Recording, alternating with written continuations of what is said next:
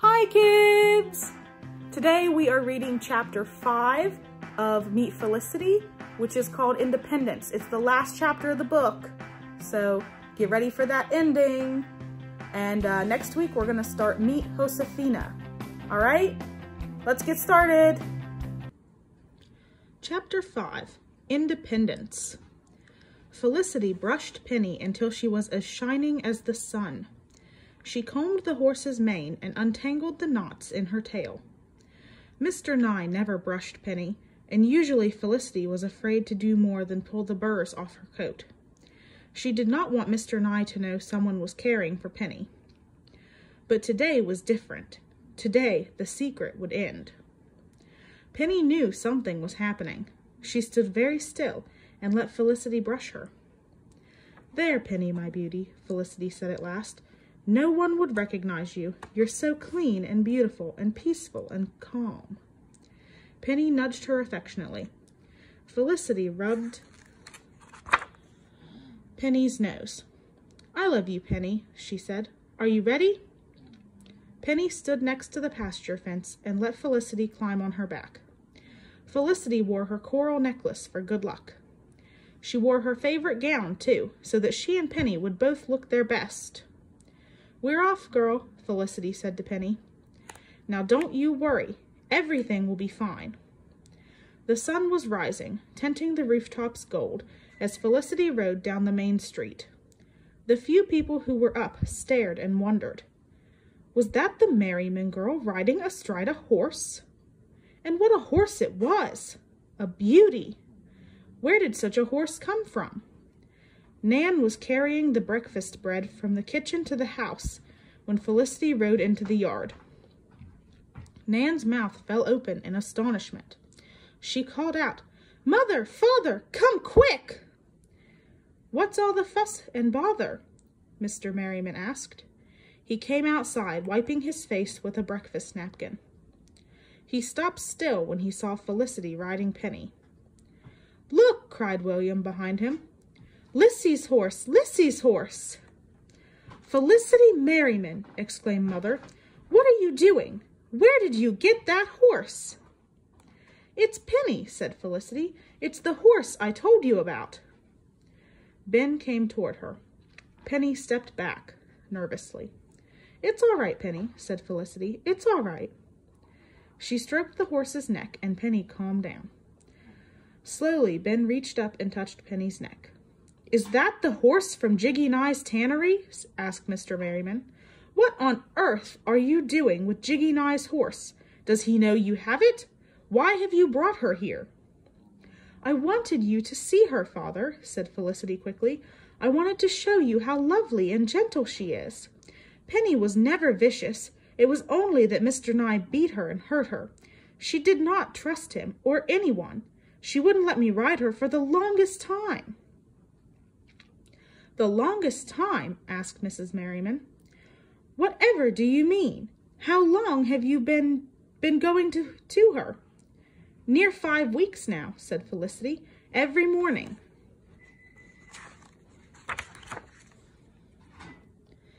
Mrs. Merriman sank down on the step. 5 weeks? And we never knew.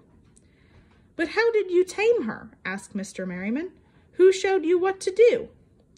"Penny herself. She showed me what to do," said Felicity. "All I had to do was be patient and careful. I had to wait for her to trust me." "She's a beautiful horse," said Mr. Merriman, "and she seems mild as a lamb. But she is not your horse to ride, even if you did tame her. You know it is wrong to borrow a horse without asking. You must take her back to the tannery now. You must apologize to Jiggy Nye for riding his horse. And you must never ride Penny again unless Jiggy Nye says that you may." "But, Father, you don't understand. I want to keep her," cried Felicity. "I heard Mr. Nye say that anyone who could ride her could have her. I can ride her, so she's mine." Mr. Merriman shook his head. "Lissy, Lissy," he said, "it is you who misunderstood. No one would give away a horse like this. She belongs to Jiggy Nye. You must return her." But he beats the horse and starves her, said Ben. That may be true, but it is still his horse, said Mr. Merriman firmly. Can't we buy her, Father? Begged Felicity. Can't we keep her? Can't Penny stay? But Father had no time to answer, for at that moment Jiggy Nye came reeling into the yard. Penny reared, and Felicity had to grab onto her mane to stay on her back. Nan shrieked, and William wailed. I found ye, yelled Mr. Nye. You headstrong chit of a girl, you've stolen my horse. Get down off my horse. Felicity leaned down and threw her arms around Penny's neck. Penny was trembling. You said anyone who could ride her could have her, Felicity said to Mr. Nye. I never did, snarled Mr. Nye. Nan cried out. You did. I heard you, you bad old man. Mr. Nye shouted. I never meant no girl could steal that horse from me. No one is trying to steal your horse, said Mr. Merriman. My daughter misunderstood. She was wrong to take your horse, but it was a child's honest mistake. I make my apologies for her.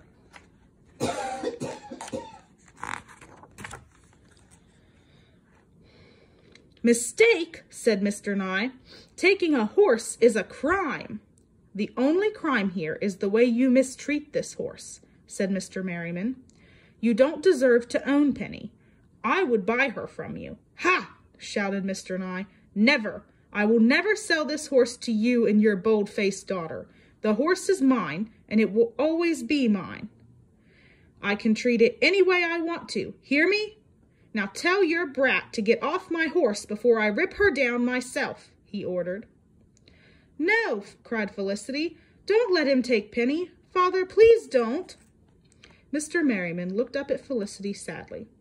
Penny does not belong to you, Felicity. You must let Jiggy Nye take her. Felicity held Penny tight. Please, Father, please, she begged. We can't let Penny go. Mr. Merriman gently opened Felicity's arms and slid her off Penny's back. Mr. Nye put a rope around Penny's neck and pulled it tight.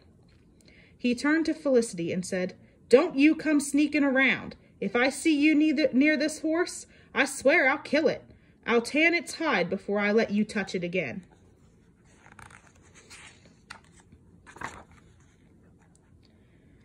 Mr. Merriman put both his hands on Felicity's shoulders.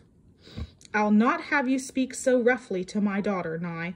Be off with you, he said. Mr. Nye spat in the dust. Then he yanked on the rope and led Penny away. Felicity felt dead inside. Penny was gone, and all her hopes were gone too. Penny, she whispered. Then she turned and ran to the stable so that no one could hear her cry. A while later, Father came into the stable to find her. Felicity was stroking old Bess. She took comfort in Bess's warm, horsey smell. Felicity put his... Oh, I lost my place. Oh, no. Father put his arm around Felicity. Have you cried all your tears, my child? He asked. Felicity nodded. They sat quietly for a while. Then Felicity said, It was all a waste, wasn't it? It was all for nothing.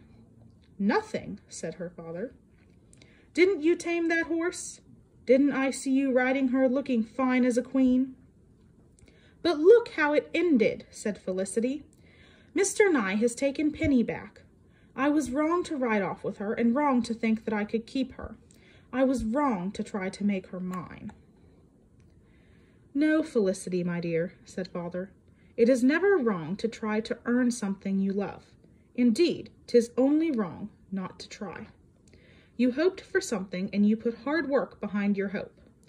I can only be proud of a daughter who can do that. He kissed Felicity's forehead. You come back to the house when you're ready. After Father left, Felicity pulled Ben's breeches out from under the bucket. She went to Ben's room and knocked. When he opened the door, Felicity held out his breeches. She said nothing. Ben took the breeches. Then suddenly he said, Felicity, I have a little money. Maybe if we offered Mr. Nye money. No, Ben, said Felicity. You heard him say he will never sell Penny to us. He's too hateful. But Penny will never let Mr. Nye ride her, said Ben. If he touches her, she'll go vicious again. Then he will beat her and starve her, and soon I fear he'll kill her, Ben, said Felicity. Aye, whispered Ben, I fear he will. We've got to save her somehow, said Felicity. We've got to. What can we do? If only you could hide her somewhere, murmured Ben. Felicity is not a horse that was meant to live hidden away, said Felicity. She'd die of sadness if she were kept closed up in a stable or a pen. You are right, nodded Ben. She'd be better off loose again, running free in the woods. Felicity said softly, Aye, she'd be better off running free. Then Felicity looked at Ben. She'd be better off running free, she said louder. Ben looked sad. Felicity, he said slowly, if you let her loose, you will never see her again. Felicity nodded. And if you untie her and open the pasture gate and let her go, then that would be stealing, said Ben. The punishment for horse theft is hanging. Felicity nodded again. Without a word, she took the breeches out of Ben's hands and left. That night, Felicity didn't sleep at all. It was still dark, still the middle of the night when she crept out of bed, pulled on Ben's breeches, and ran along the familiar path to Penny's pasture. The pasture gate was fastened shut with a heavy chain and lock, so Felicity climbed over the fence. She was surprised to see that Penny was not tied to the stake as she usually was. Why didn't Mr. Nye tether her? Felicity wondered. Felicity whistled softly, and Penny trotted over to her and nuzzled her hello. Felicity climbed onto Penny's back and whispered in her ear, That's my girl, Penny. That's my fine one. Come on now, girl, let's fly. And just like all the mornings before, Penny trotted, then cantered, then galloped across the pasture. Faster and faster she flew. Felicity buried her face in Penny's mane and held on tightly. Swiftly and smoothly, Penny sped across the pasture toward the tumble-down part of the fence. Felicity looked ahead and gasped in fear. The fence had been fixed. It loomed high and solid before them. Penny can't jump that fence, Felicity thought. It's too high, but with one graceful leap, Penny jumped and sailed over the highest rail. And just as she did, just as she crossed the fence, Felicity let go of Penny's mane.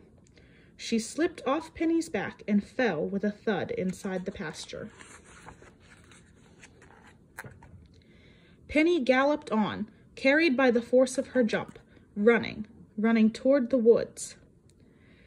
But just as she got to the edge of the trees, Penny stopped and looked back at the pasture where Felicity lay gasping for breath.